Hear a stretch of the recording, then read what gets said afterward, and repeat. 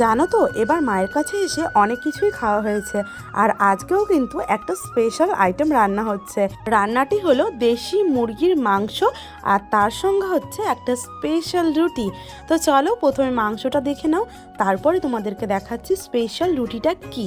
যেটা প্রথম খেয়েছিলাম আমার দিদার হাতে, আর আজকে খাবো মাসির হাতে। রুটিটির নাম হলো চালের রুটি, যেটা মাংসের সাথে খেতে অসাধারণ লাগে।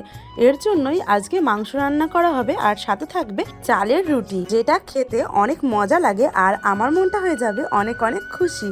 তো রুটিটা খুব সুন্দরভাবে বলা হচ্ছে, আর তারপরে কিন্তু খুব সুন্দরভাবে ভাজা হচ্ছে।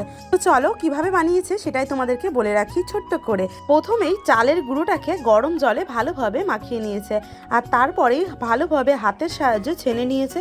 ছেনার পরে খুব সুন্দরভাবে গোল গোল করে ডো তৈরি করা হয়েছে। তারপরেই গোল গোল করে বেলে কড়াইয়ে দিয়ে সুন্দরভাবে গোল গোল রুটি ফুলকো ফুলকোভাবে ভাজা হয়ে গেছে।